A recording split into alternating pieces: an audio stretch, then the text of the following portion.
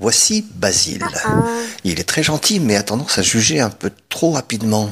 Du coup, il se retrouve pétri de croyances et de superstitions qui peuvent paraître un peu bizarres de prime abord, mais qui pour lui sont parfaitement cohérentes. Par exemple, il croit en l'homéopathie, aux fantômes et aussi aux pouvoirs cérébraux instructifs du chocolat. En réalité, il n'en sait rien. Mais cela provient du fait qu'il s'accroche à ses croyances. Il les aime et ne veut pas s'en séparer. Et surtout d'une en particulier, qu'il place au-dessus de toutes les autres, et qui est que Basile a raison. Basile a raison, Basile a raison. Basile a raison, Basile a raison. Un matin, Basile se réveille avec un léger mal de tête. Ce n'est pas très agréable, mais bon, comme il a un emploi du temps très chargé, il fait fi de ce petit tracas et s'empresse de vaquer à ses occupations en souhaitant simplement que son mal de tête passe. Et un peu plus tard, dans la matinée, il constate que sa migraine s'est effectivement dissipée. Un autre jour, il se réveille avec une incompréhensible envie de frites. Et comme par hasard, un de ses amis l'invite justement ce jour-là dans un restaurant où il se retrouve en train de s'empiffrer de portions de pommes de terre découpées en lamelles et plongées dans l'huile bouillante. Et se pourrait-ce qu'il soit doté de prémonition et qu'il voit en rêve ce qui va lui arriver dans la journée? Par la suite, et à plusieurs reprises, Basile va observer que certains de ses rêves se réalisent effectivement. Désormais, pour Basile, il n'y a plus de doute possible, il est un prophète. Il pense ainsi détenir le pouvoir de prédire le temps qu'il va faire, ou de parier sur les cours de la bourse en se fiant à ses ressentis matinaux. Il n'a rien vérifié de tout cela, mais ce n'est pas grave.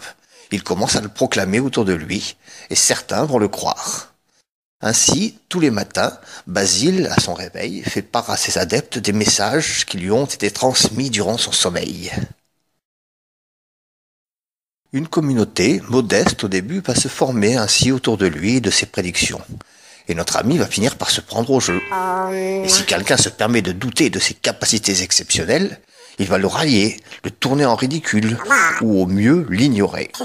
Et ça marche.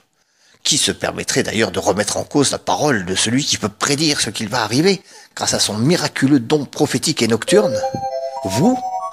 Auriez-vous l'outrecuidance de douter des pouvoirs spectaculaires et indéniables de cet envoyé du ciel, venu sur terre afin d'alléger nos fardeaux? Seriez-vous un hérétique?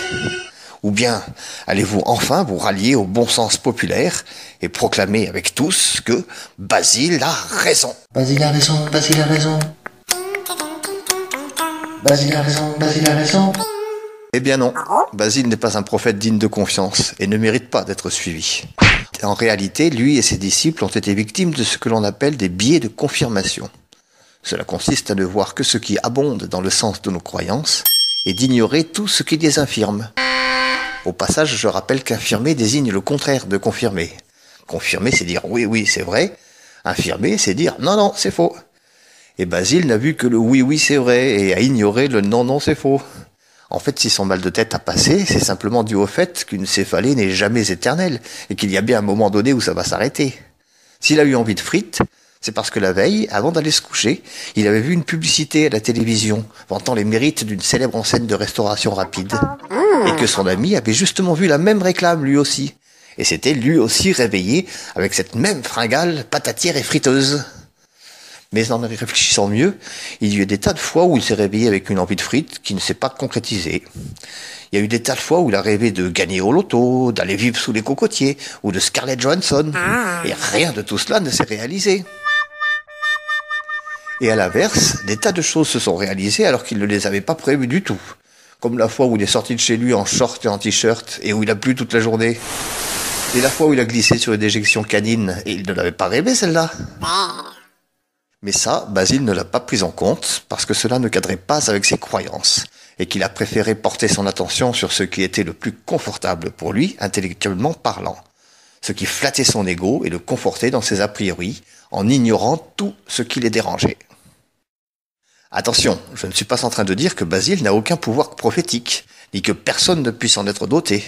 Je dis simplement que pour que ces prédictions soient dignes d'être prises en compte, il faudrait se livrer à tout un tas de tests et d'analyses contraignants, en suivant un protocole très strict sur lequel nous aurons peut-être l'occasion de revenir, mais que dans l'état actuel de nos connaissances, il serait imprudent de se fier à ces uniques symptômes. Le cerveau est un fainéant, qui fait tout pour travailler le moins possible.